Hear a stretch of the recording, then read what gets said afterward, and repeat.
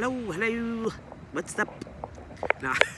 So like I'm sitting, I'm waiting for my friend to come open the door. So just gonna give a couple like things that ran through my mind recently. So like the idle mind, yo, that is a mother effer.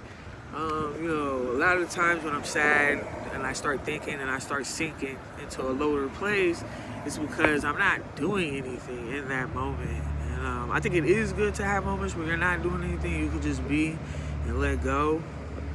But even that's doing something, if you get what I'm saying. But the idle time, so that's what I'm trying to get rid of.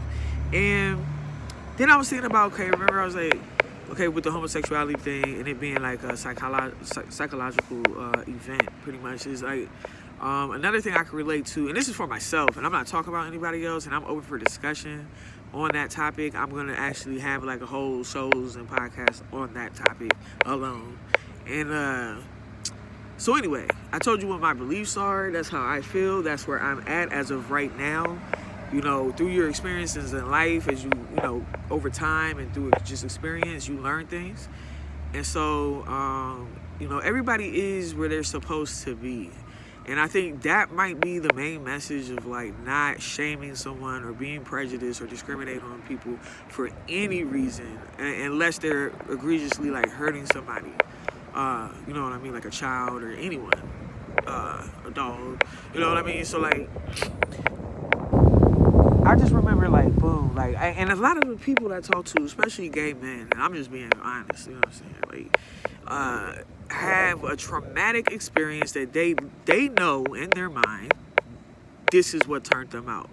And it's usually molestation or just some kind of, when they were very young, you know what I mean? Like some type of inappropriate exposure to something in childhood, or, you have the daddy issue, the mommy issue. And it's hard to tell what concoction of trauma will cause a person to do anything, or whatever it is, whether it's being a psycho killer or being a loving person or a moneymaker, or, you know what I'm saying? Some people take bad experiences and turn it into something great. So I'm not trying to make it seem like, being a homosexuality is a place of a bad place or anything like that. But it is a place, and so we get to places, via our actions, like, you know what I'm saying. So, and our actions, as you already know, our past childhood trauma has a big part to play, and all of that. So, anyway, moving forward, right? Oh man, I hope I didn't lose my thoughts. So basically what I was saying, what I meant to say was, I was sitting here, I was like connecting the dots as far as, homosexuality in my life and trauma. I'm going to say that I remember like when I was younger, right, people would be like, oh, she's so pretty, like, you know what I mean, whatever, right? And that was cool, but I've never really been a superficial, I'm not going to say I've never been a superficial person, but the majority of me is not superficial and never really was. And as I get older, I become less and less superficial, more and more spiritual, you know what I mean? Because, what we're seeing, I think that's a small part of what reality actually is. So, yeah, and I would get like this unwanted attention from like older men. Like I remember being like 9, 10, and like 30-year-old dudes was like trying to holler at me, and that was traumatic. And I want people to understand that, like, if you're a man and you be hitting on younger women or whatever, because I'm not gonna pretend like some of y'all watching this right now are not. You know what I mean? Because I'm here to deal with the people who are suffering, and if you're doing that, you're suffering because somebody did that to you. And so, yeah, leave the children alone. That's just all bad. Like, I wasn't raped and I wasn't molested to my recollection, but I do remember at least 3, 4, 5, several times were like men that were like 20 years older. I'm like 9, 10 years old, and they're hitting on me. And I'm like, yo, what is that? That makes a person feel very unsafe. I felt unsafe. You know what I mean? And, said to the homosexuality thing, it's like, I gotta be my own man. I gotta be my man. You understand? Because there's no black men jumping out there, hurrying up to protect. You know, they're jumping out there and they're offending. But, you know, this was prophesied as well. So, they're offensive. They're not a protector. You don't have a sense of protection from the government. You know, we're just kind of we're out here as black women. We're just like out here.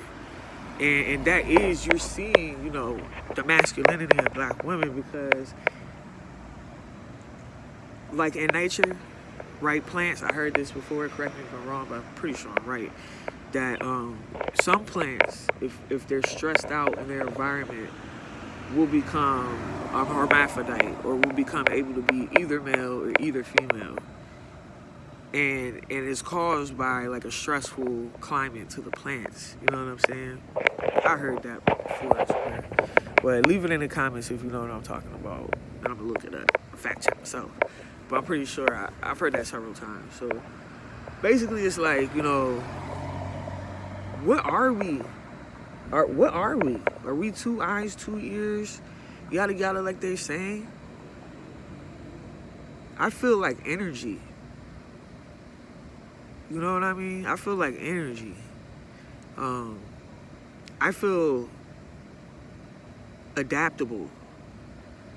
You know what I mean? I feel like a chameleon of sorts. Like I'm the same in each situation at the core, but I know how to adapt to my surroundings, right? And not in a manipulative way, but genuinely, just based on what I feel is appropriate. So all I'm saying is that as a phenomenal beings that we are, you know, we seek to fill the voids. You know what I mean? And once again, you know, Most High is the only way to really fill that void. But we were made in his likeness, and so we also have the same drive. Well, you know, we need to seek the Most High to be able to really do that, to be able to really discern what it is that is the void and how to be able to fill it in different situations. You know what I mean? Because what you think you might want, or you think you might need, you might not actually want, and you might not actually need. You know, and it's like we need guidance. You know what I mean? It's like before you get into anything, what do? Like usually, especially for something new, you're gonna learn about it. So we just are thrusted into life and figuring it out, you know, as we go.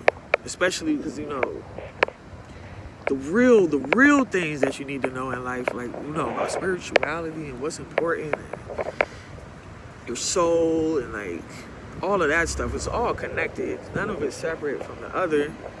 But, you know, we're given just the little itty bitty physical reality from Babylon, and you know, and your public education system has decreased your consciousness and our consciousness, right? I'm in the trap with you guys. So that's what you're up against. But there's good news. You know, the word is literally called good news. And we're literally in a place where we can use some good news. Because once you start to wake up, you start to realize you've been trapped and lied to. And at first, there's phases, you know, go through the anger, depression, gotta. But then you just gotta get to the place of the Most High and overstand and choose differently. We can do that. We can choose differently. We can be better. God bless you. Have a great night.